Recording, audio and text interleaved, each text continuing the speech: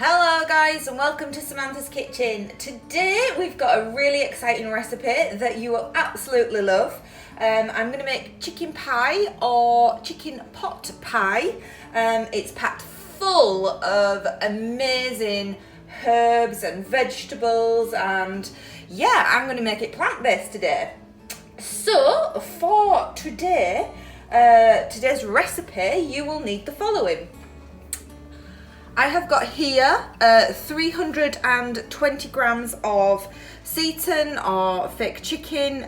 You can substitute this with mushrooms or anything like that.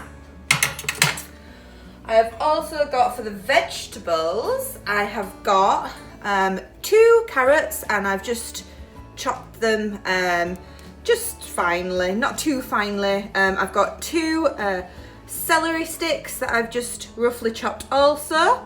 I've got 1 large tomato, again roughly chopped. I've got a bunch, a cupful of spinach. I've also got here a leek, just 1 leek, and I have half of a large onion that I've just cut up into 1/2-inch slices.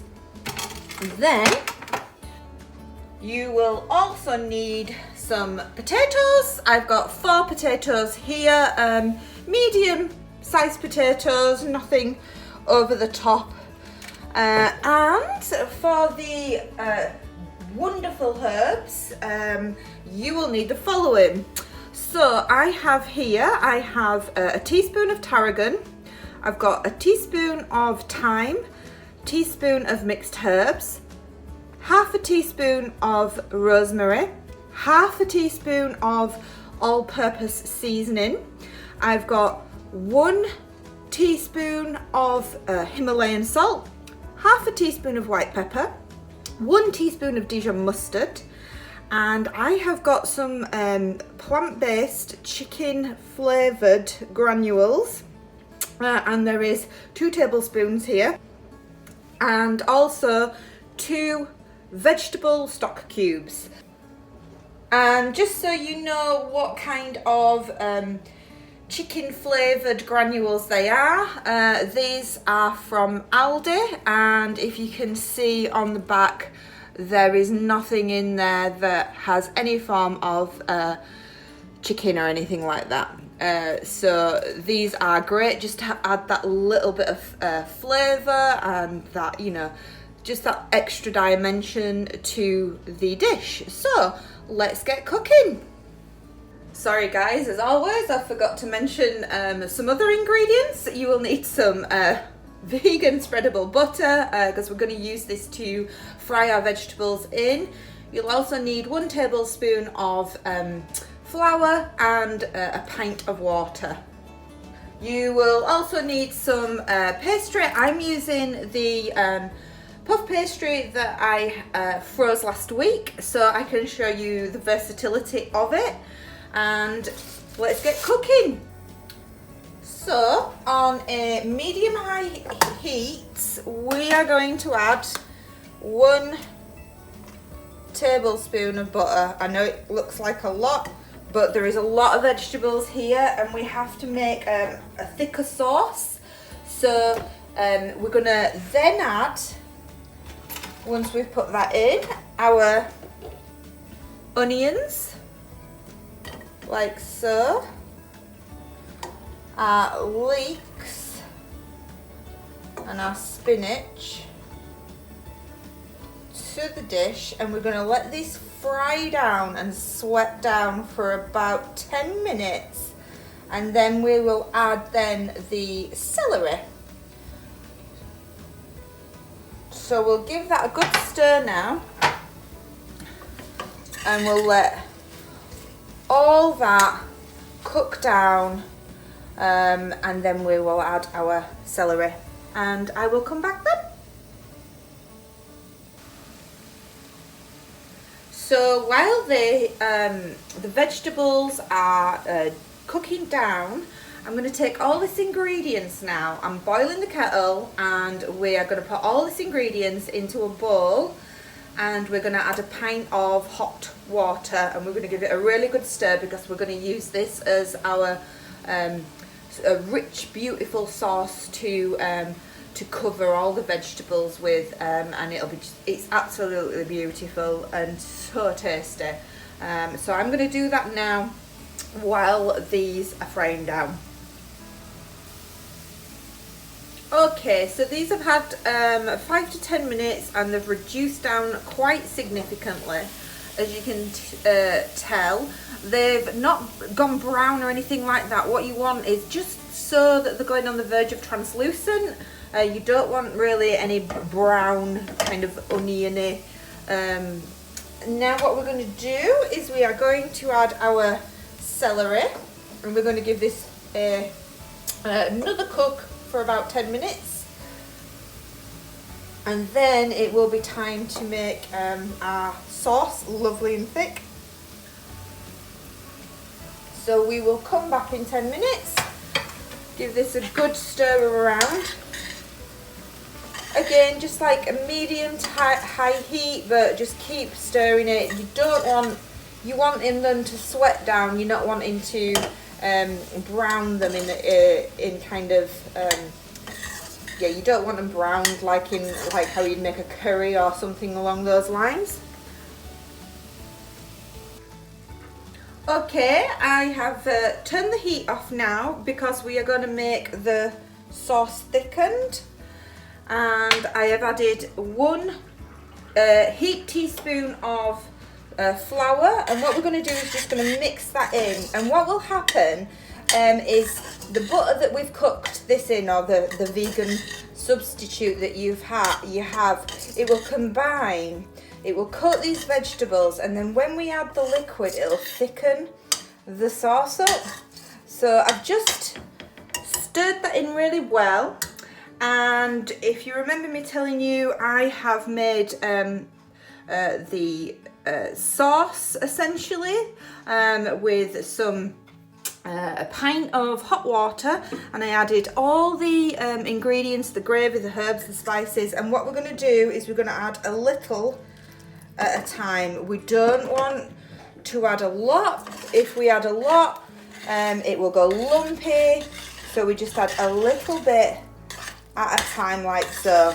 Now it depends how many people you're making it for.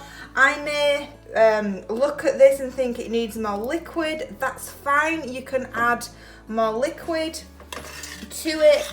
It's just about gauging it, but as you can see, if I show you, it's getting really thick, which is what you want, and it's packed full of amazing herbs. It's going to be so nice. It's going to be absolutely amazing. So we keep mixing and stirring this in, and it'll get a really nice thick sauce. And once you're at a point, like now for example, you're at a point whereby you can now tip in all of it. There will be no lumps. Just as it's getting on the verge of to a sauce, to a rich gravy. So we'll give that a good stir, like so. And as you can see, the consistency here, the gravy is really thick and beautiful. I'm going to add the vegetables now and the chicken. And if you like your potatoes to be cooked through and be soft, you'd also add the potatoes here at this point. But I don't. I quite like harder potatoes. I don't know why, but yeah. So you'd add your potatoes at this point. So we're going to put everything in now, and we're going to cook this for another 10 to 15 minutes. Okay, I just want to show you, it's had about 5 minutes cooking away, but look at that. Look at the sauce and the chicken, all the plant-based seitan is infusing with all those wonderful herbs. Rich stock. Oh, it's going to be beautiful. You want to make sure that your carrots and your other vegetables are cooked through thoroughly, your potatoes and things like that. I'm going to add my potatoes 5 minutes before it goes into the oven, but how amazing. Okay, so I have allowed the pastry to defrost. I've just left it out. It doesn't take a long time, maybe an hour to defrost. So you need to flour your work surface like so, and we will grab our puff pastry. What, Alexa? I don't know why she keeps talking to me. Okay, so we've got it here now, and what we're going to do is we're going to roll it out. So I've placed all these wonderful herbs, vegetables, and all this yummy goodness into an oven dish, and we're going to cover this. So what we're going to do is roll this out sufficiently to cover the top of the pie, and you'll want, I would say you'd want about a 3 to 4 millimeter thick thick pastry, and we'll get this rolled out like so. It's so easy. It's just so easy to use this, you know, cooking for your family or your friends on a Sunday and you want to cook something really nice for them. Dead easy to buy these from the supermarket and basically just make them a really amazing dish, and it doesn't take too long. You're not having to weigh anything out or, you know, do anything like that.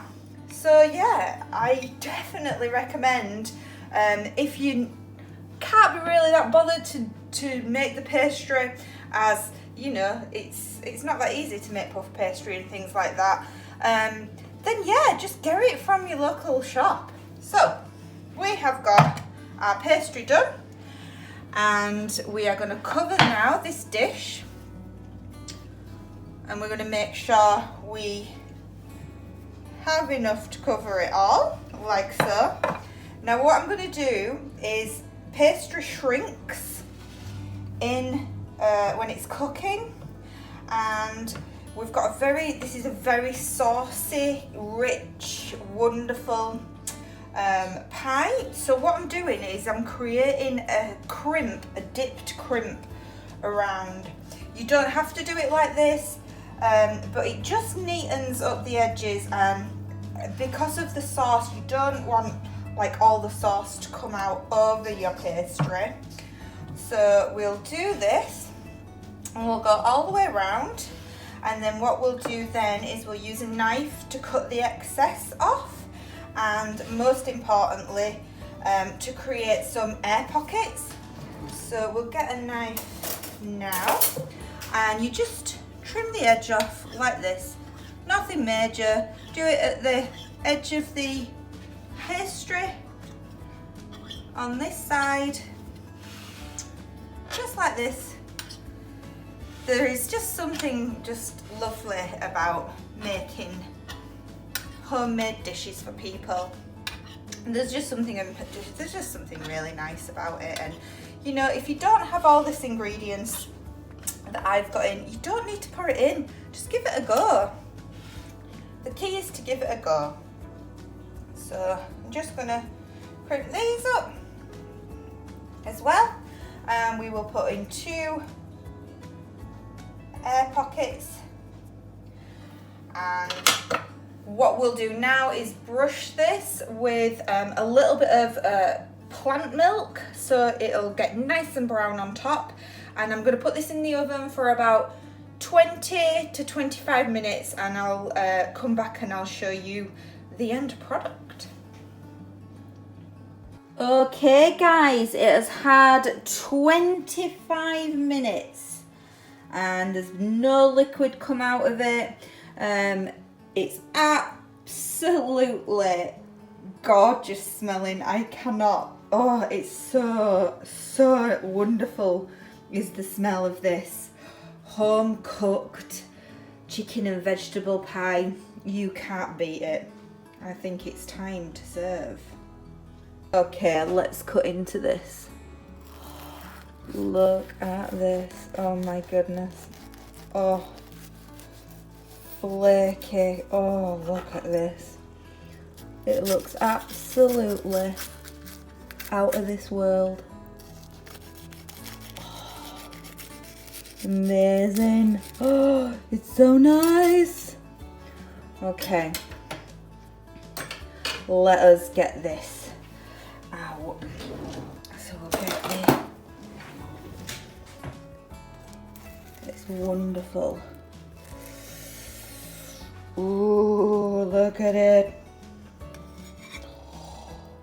Oh my goodness. And we'll get this rich, beautiful vegetables and chicken, thick chicken. Oh my goodness, this is amazing. Oh, look at this. Oh wow. Who on earth would not want to eat that? Chicken and vegetable pie. If you like this video, please like and subscribe and hit that notification button, and you stay safe everyone. Take care. Bye.